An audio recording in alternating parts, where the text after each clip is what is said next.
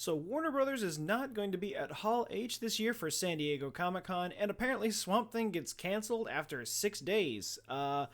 Let's talk about that all right now. Hello everybody and welcome back to another movie news update video. My name is Joker and today we're talking about how Warner Brothers is apparently skipping out on Hall H this year for San Diego Comic-Con, and apparently Swamp Thing was not good enough to get a second season. So I guess it goes without saying that Hall H has been a really big deal for San Diego Comic-Con for the longest time. That's where all the big movies are announced for a lot of stuff, especially in the DC Warner Brothers area and even some of the stuff in the MCU.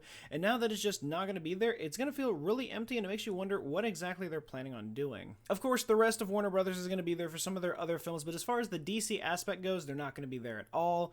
They may be there in a smaller presence, but they have no big panels for any of the movies coming up, so there's nothing for Joker and there's nothing for Wonder Woman 1984. Which is unfortunate because we just got a poster for Wonder Woman 1984 and it looks amazing. It's got so many great colors and it's just something that is amazing. DC is great when it comes to making posters, and it's just upsetting that they're not going to be showing anything else at Comic-Con, one of the greatest times of the year to show comic book movies like this, and they're just going to be skipping out. And it makes me wonder, like, what are they going to do to throw their campaign and to start advertising for these films as they start getting closer, especially when Joker comes out in October. And this was all confirmed in a tweet by Patty Jenkins, the director of Wonder Woman 1984, which she posted here on June 5th, which states that, "By now you've heard Warner Brothers isn't going to Hall H this year. We're so sad to miss you there, and waiting until December to start our official Wonder Woman 1984 campaign in full. But the truth is, we can just barely wait." So from that, it sucks that they're not going to have anything for Wonder Woman this year. The movie was supposed to come out in November of this year, but it got pushed back to the summer of 2020, which is really upsetting because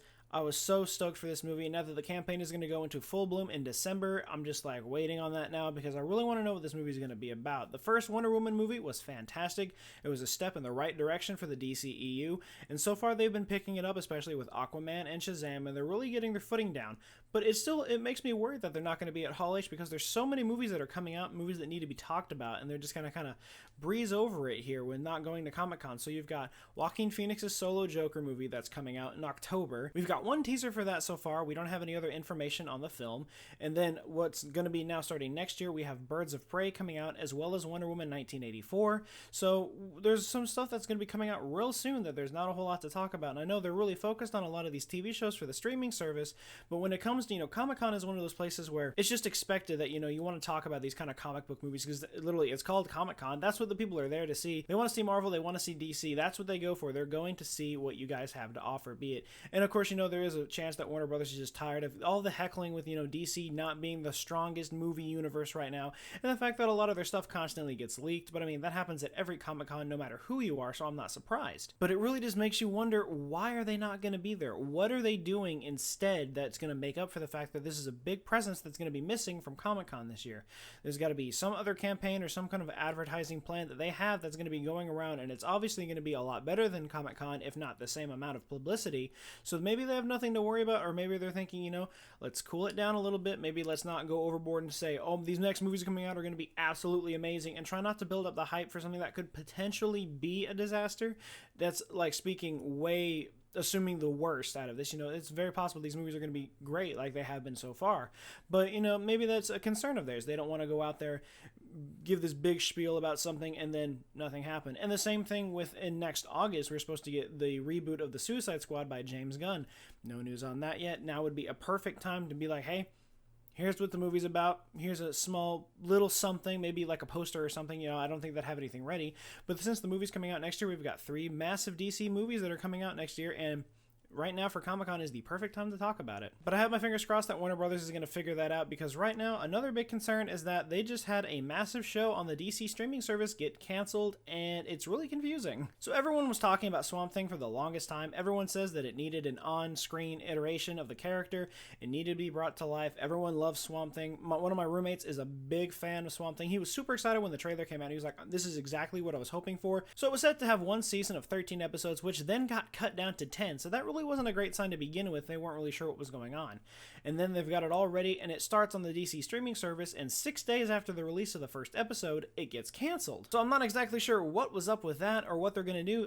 Supposedly they're going to put the rest of the season on there every week. They're going to go through the other 9 episodes they have, and then after that, it's done and there's no season 2. what's going on. I look online and the ratings are great. Rotten Tomatoes had it at a 92% because, DC fans love Swamp Thing, and apparently a lot of the horror genre people really like it too because it has that same kind of aspect. But apparently there was some stuff going on behind the scenes that they really had no control over, besides the possible rumor of there was some creative difficulties and some creative differences between the teams.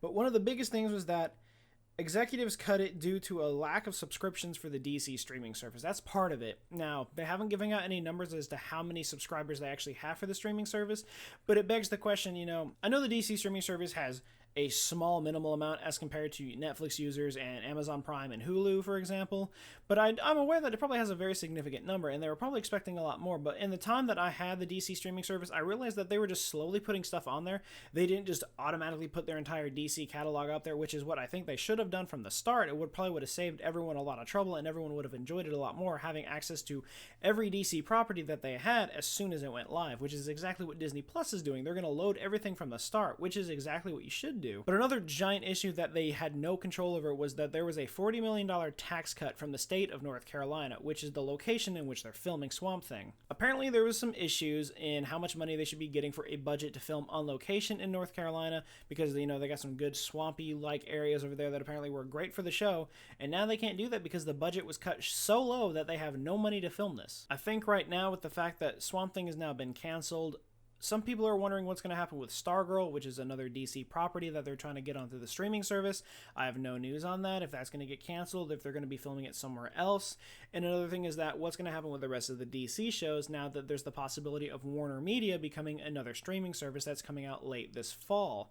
Now, that's making me think that they're going to stop slowing down on these specific DC streaming service titles, and then they're going to go ahead and throw everything into the Warner Media thing alongside with TNT, TBS, and HBO, so you can get it in a package with the Warner Media. Same thing with Disney Plus, giving you access to everything Fox, Marvel, Star Wars, and Disney, of course. So now that Disney has this giant behemoth of a streaming service coming into play, Warner's got to do something to keep up with it, and I'm guessing that this is their play. But of course, Swamp Thing was canceled due to the tax cuts from the state, so that was a whole state issue that has nothing to do with the industry itself saying, you know what, we don't want this, let's cut it. So I'm genuinely concerned for the DC streaming service, as there are still some people that use this and really enjoy it. Doom Patrol is doing very well, but if something like this is going to be happening and they're going to end up getting rid of the DC streaming service to just merge it into Warner Media, I'm wondering what exactly is going to be happening with that, and how well Warner Media will do as a streaming service if you get access to TNT and TBS and HBO, like I've said,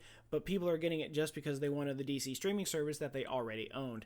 That's just speculation. I don't know if that's a fact that they're actually going to merge the two or if they're going to keep them separate, but I imagine if that's what they'll do, then they'll upload the DC streaming service with all of the properties, so they'll have every DC animated series, movie, TV show, everything right there in one spot. But of course, that is just speculation right now, that I think that it's possible that the DC streaming service is going to be merged into the Warner Media streaming service, and it's just going to go along with that as a bundle in that instead of its own simple thing. But again, that's just a guess. I don't know if that's a confirmed thing or not, and I don't even know if that they're even going to consider doing that. However, it is true that Swamp Thing is now canceled, unfortunately, through the DC streaming service, so who knows if we're going to see the rest of that or not. But that is going to be it for this video, guys. Remember, if you like what you saw, be sure to leave a like, comment, and subscribe. Let me know in the comments down below what you think about Warner Brothers skipping out on Hall H this year for San Diego Comic-Con, and let me know what you think about Swamp Thing being canceled.